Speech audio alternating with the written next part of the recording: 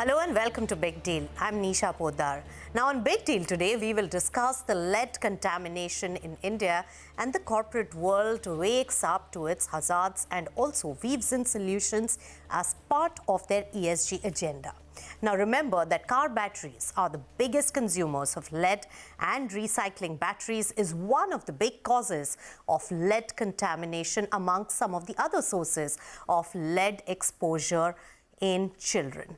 Now let's get started with our expert panel to understand this particular issue and the solutions at work currently.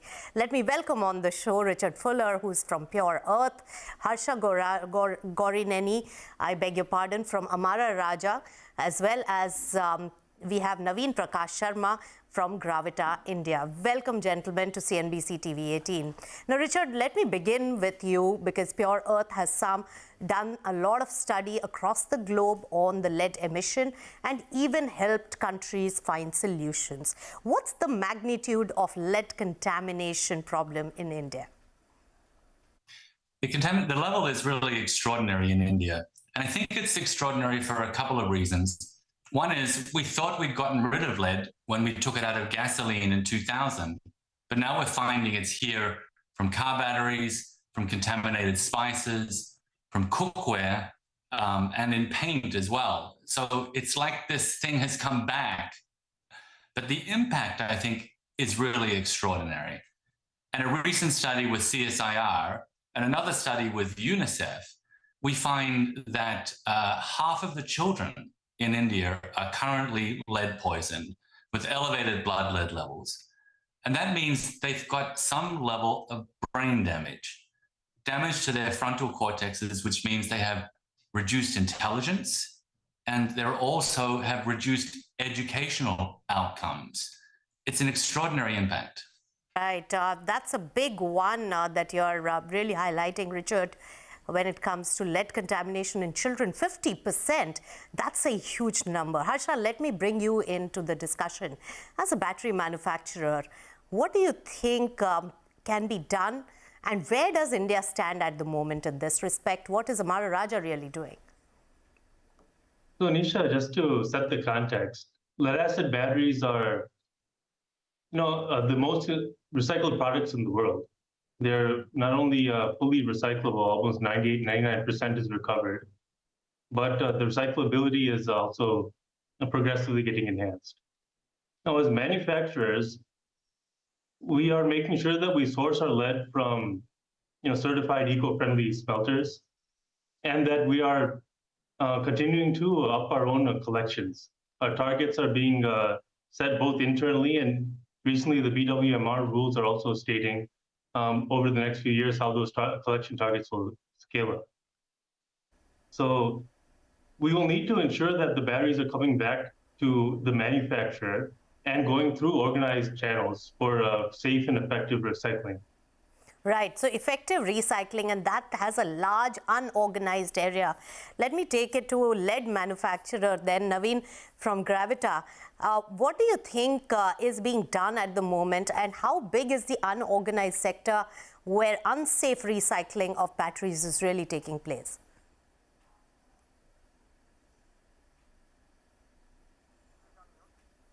You're on mute, Navin.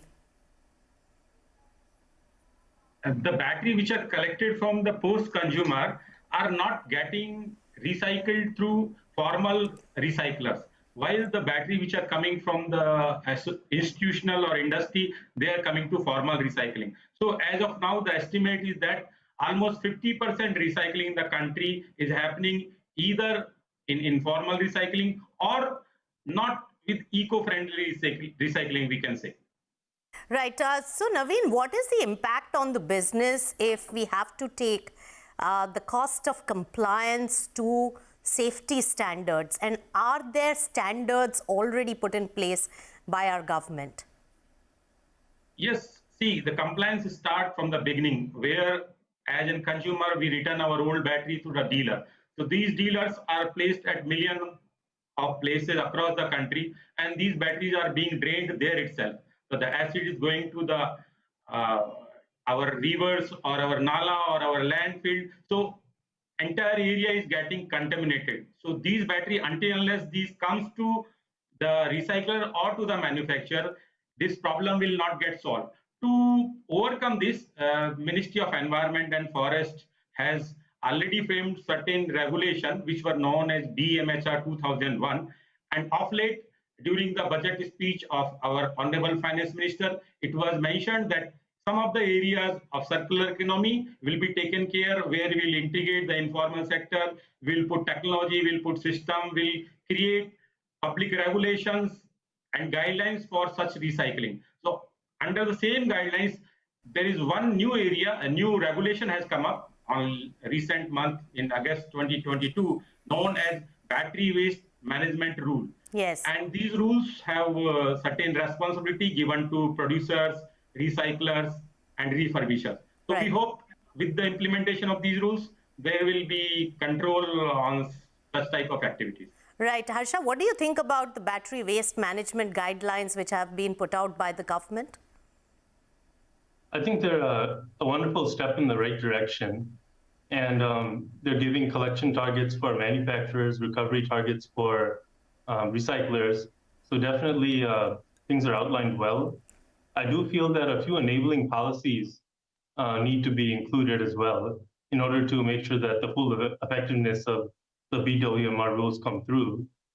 For example, my ecosystem colleague Navin had just mentioned that the dealers are very important in this ecosystem. And unless dealers and bulk customers are mandated and also incentivized to return the batteries to the producers, it'll be really hard for the manufacturer to fulfill his extended producer responsibilities. Right. The responsibility without the enabling policy or authority will make it very difficult. Right. So, Richard, you heard some of the industry people who have their skin in the game. I know you had come to India for a visit. I met you then. And then you met the industry stalwarts of the lead industry as well as the government. What is your sense on the understanding of this issue as well as the actions taken so far? Yes, I was really heartened to see such a good response from the top levels of the battery recycling industry. And they've responded very, very well. I think one thing that we need to add to the equation, there needs to be a minimum standard for an eco-friendly smelter. Currently, you can get a license and be quite dirty. So that needs to stop as well. But Nisha, the other thing I was really heartened, we had a number of meetings with the government of India at different levels and different institutions, and they were also keen to see some positive action on this. It's still a new issue. The level of exposure, the amount of damage that's being caused is new for everyone, but there was a great, strong pickup to really deal with this. Right. And also give us a sense, Richard, that, Pure Earth has worked in various geographies across the world. What has been a key good solution model for this kind of an issue, which is akin to India, which can be replicated here? Yeah, the success in dealing with batteries and making sure they're coming back only to clean recyclers usually means a reverse logistics system is in place. And that means that batteries are delivered at one point of the supply chain at the same time as the scrap batteries, the used batteries, are taken back. So a dealer will get 10 new batteries and deliver back 10 old batteries. And similarly, a consumer will turn their battery in when they're buying a new battery.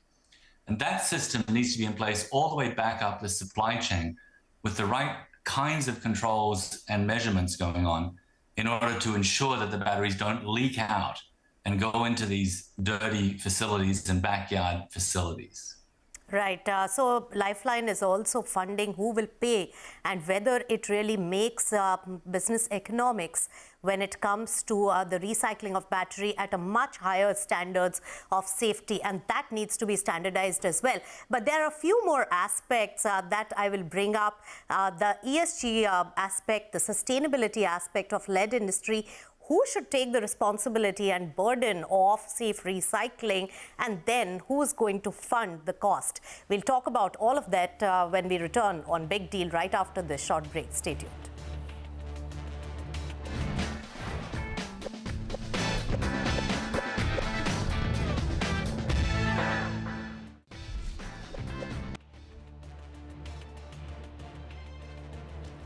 Welcome back. You're watching Big Deal, and we are discussing the impact of lead emission issues in the country and the corporate action on that.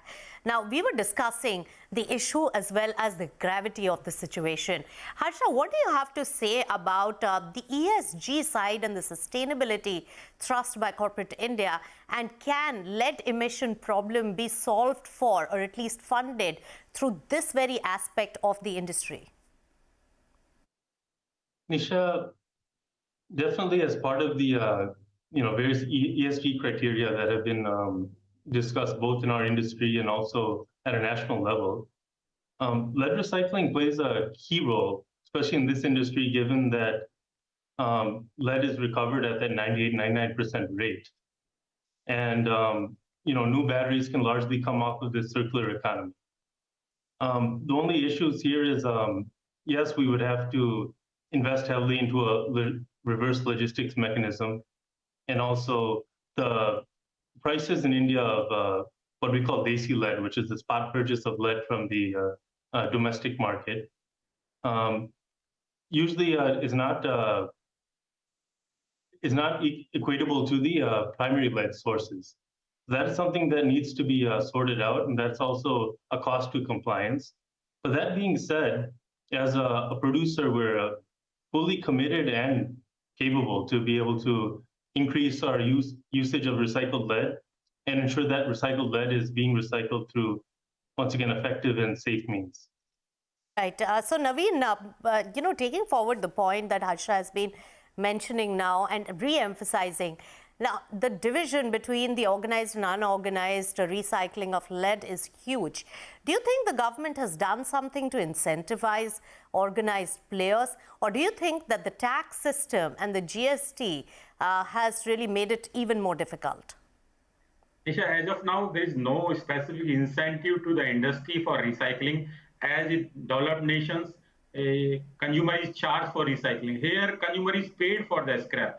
And the change in the tax structure post GST, there is a tax of 18% on the used lead acid battery or end of life lead acid batteries, which used to be 5% pre-GST era.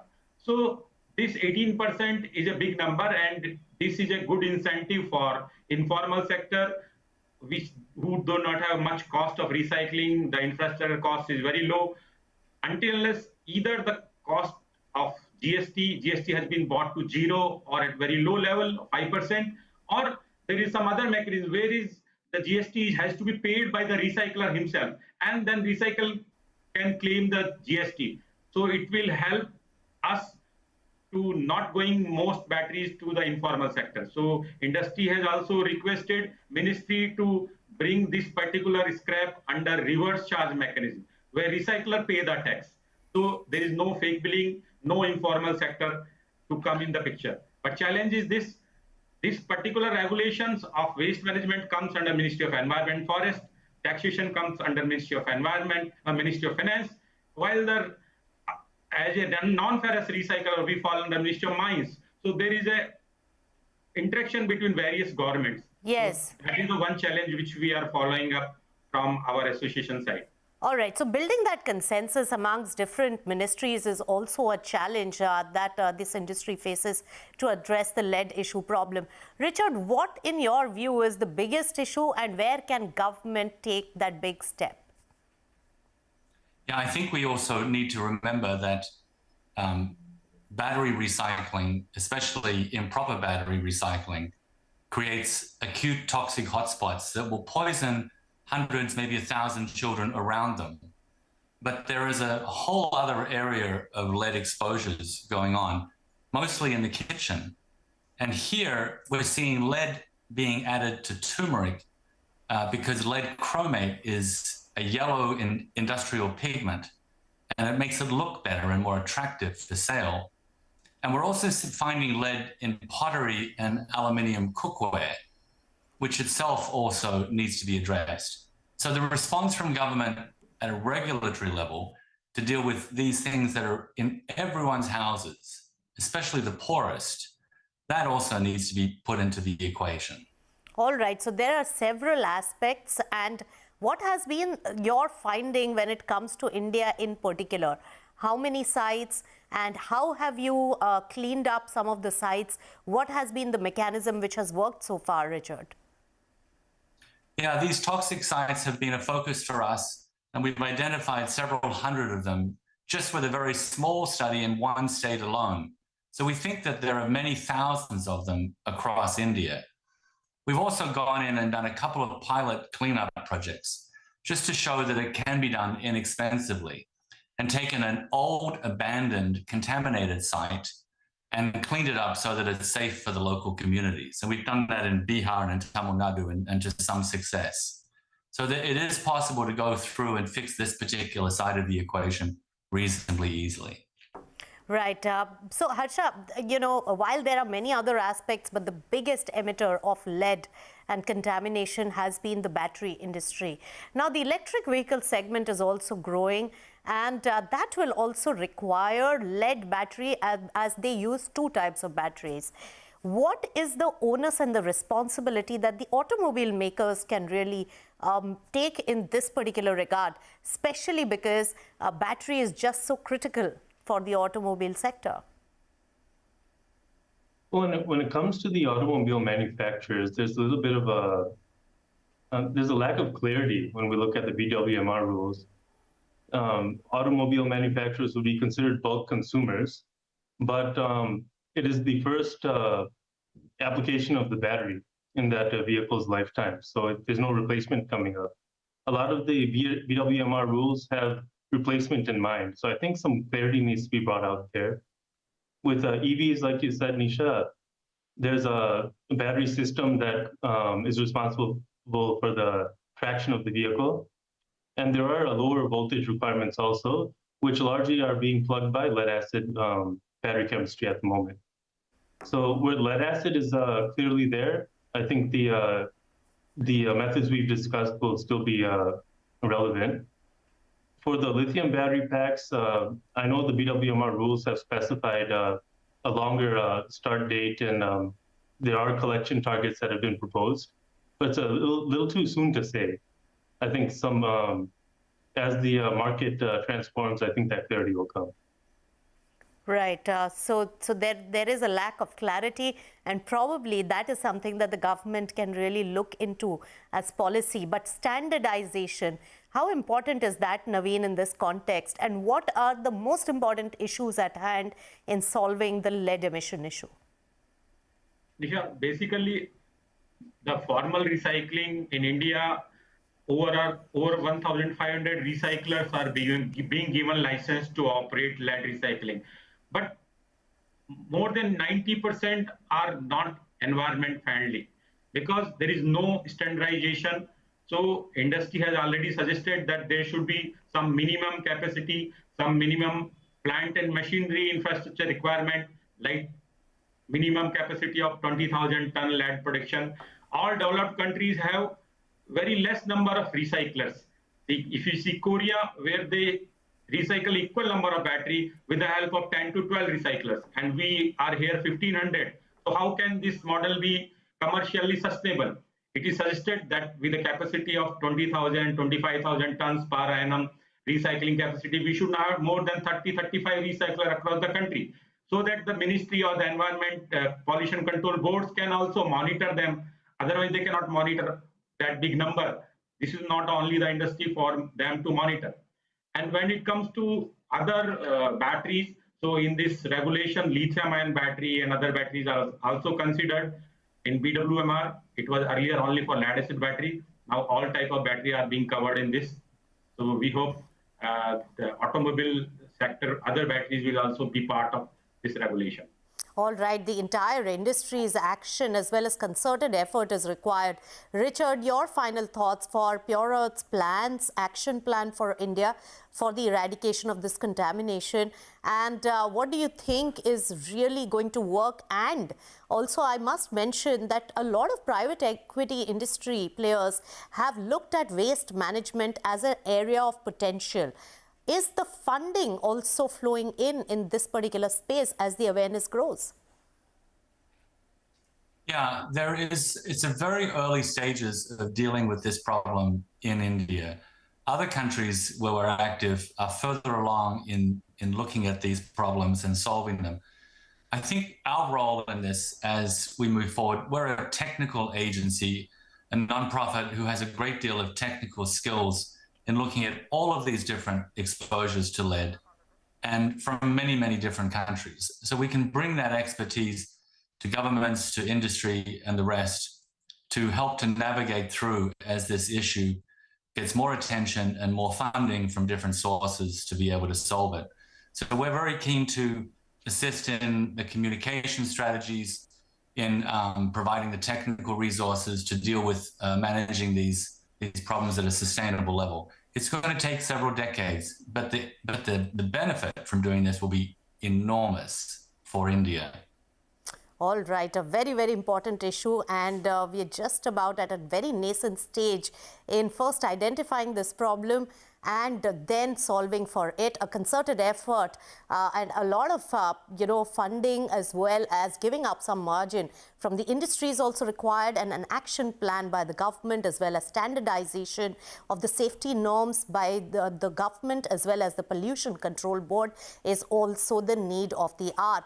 This particular topic is going to increase, it's going to gain momentum in coming times, but we have given or laid out at least the basic problem and where we are at the moment. Thank you so much, Harsha, Navin, as well as Richard, for bringing this important issue to light, which is affecting 50% of the children in the country because of lead contamination. With that, it's a wrap on Big Deal. Thanks so much for tuning in.